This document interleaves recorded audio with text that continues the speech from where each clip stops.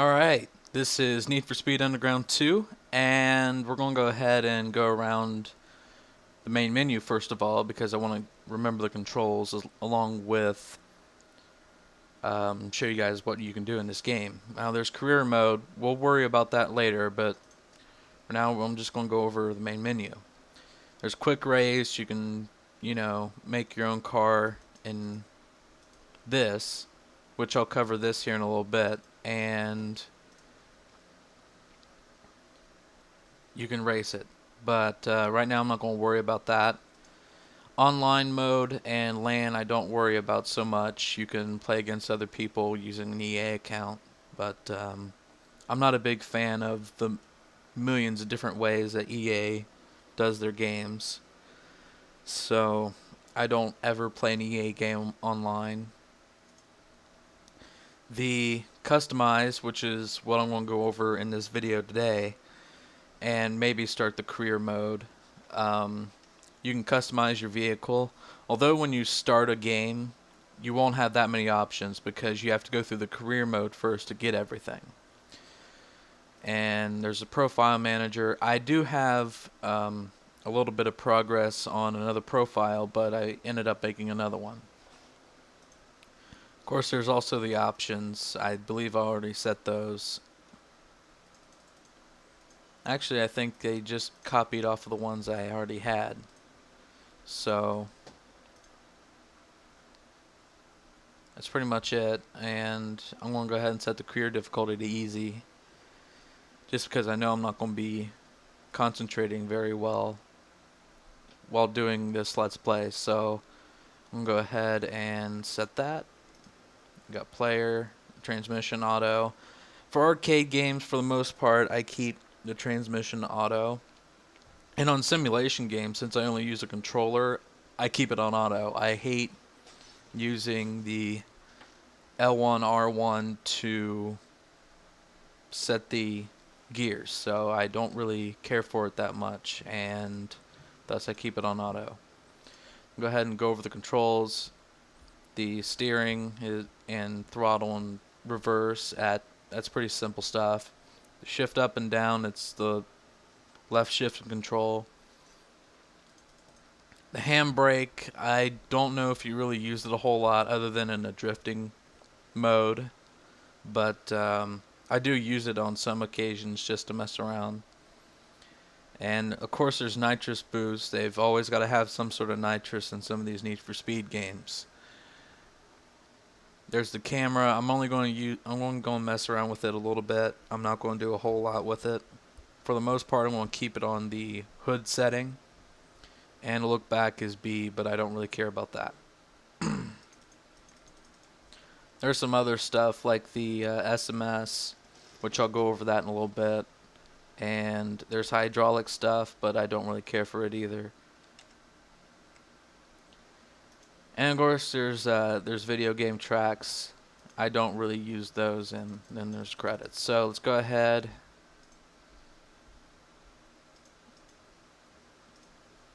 Okay, I need to set one more option. Right back. Alright, so I ended up setting the autosave just so I don't have to be asked each and every time, just for everybody's convenience. Now let's go ahead and go with the customize option. There's some different cars you can mess around with, and of course since I'm using my new profile, go ahead and look at these cars. There was a Pugo 206. A lot of people use that one. Then there's the Ford Focus. I remember using it in Underground 1. The Corolla or Sprinter Terrano. Nissan 240SX. Of course they have to have the two more popular drifting cars. Mazda Miata is the one I'll be using within the game until way later on. The Honda Civic, of course they have to have a Civic. The Cadillac Escalade, this is what kind of surprised me about some of the games. They come with SUVs and stuff like that, and I'm kind of like, why? But then again, if they made trophy trucks and stuff like that, that would be amazing, but they never do in a lot of these games. 350Z, it's a pretty cool car. The Pontiac GTO, it's pretty good too, but ultimately I'm going to try to get this car within the career mode. I'm going to go ahead and mess with it. And you can change body parts. Now there's this visual rating. As you get this, you can get more credits, I believe. There's a bunch of other perks. I'll have to remember it. I'll have to remember everything here. But I do know that you get more money as you add more parts. Let's see which one actually kind of looks okay. I think this one looks a little bit better. I honestly wouldn't do a whole lot to a vehicle if it wasn't for the fact that there is a visual rating and all that. I'm just doing it right now just to show you what you can do in this game. I'll go ahead and install the same kit. I'm just looking at everything.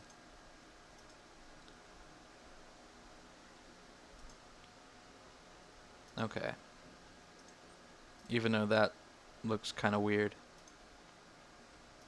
Of course, there's no spoilers, hood, roof scoops, or anything like that yet. Ugh. I'd rather keep stock, but I guess if that's how the game wants me to do things, I guess I'll pick this one.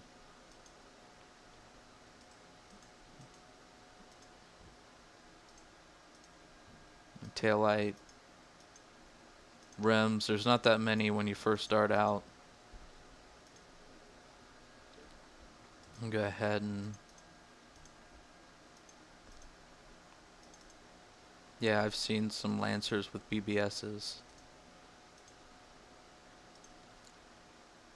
Then, oh yeah, the carbon fiber and wide body kits. Those are pretty intense. Then of course there's performance parts, but there aren't that many when you first start off.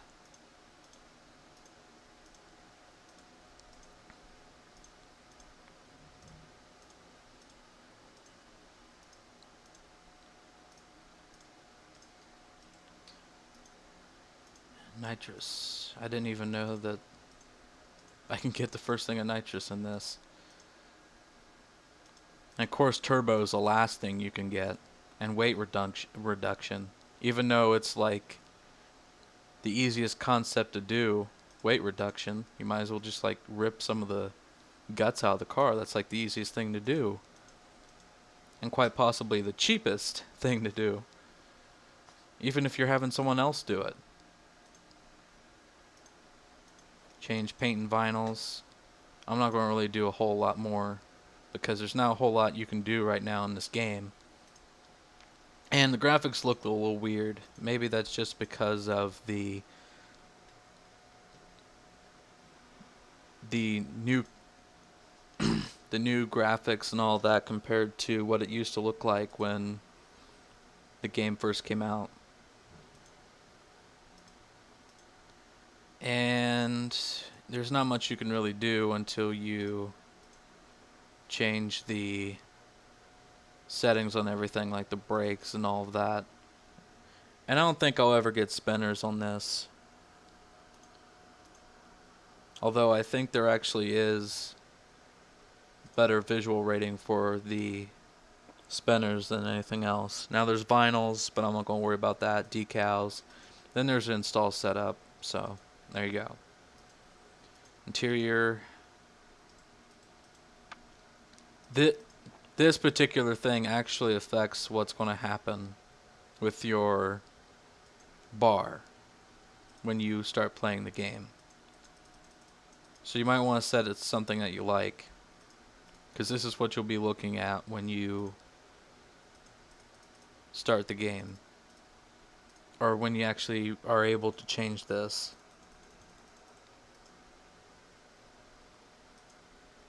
So there's that. I'm not sure about the neon. Oh, okay. Go ahead and go with red. See, already I'm getting a visual rating of more than one, so I would actually start getting extra credit.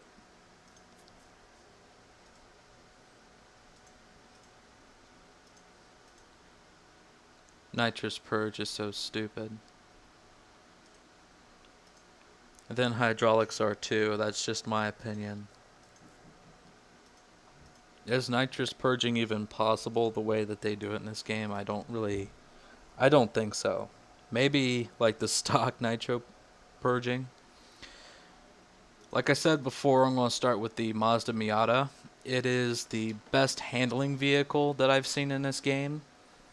At least it was the best one in the first game. I'm not so sure about this one, but I know it's the best in Underground 1, which I played it on the PlayStation 2. So I'm going to go ahead and start a new career, but I'm going to go ahead and cut this video off. This is Orochi GTR, and if you guys like what you see, go ahead and subscribe. See you guys later. Peace.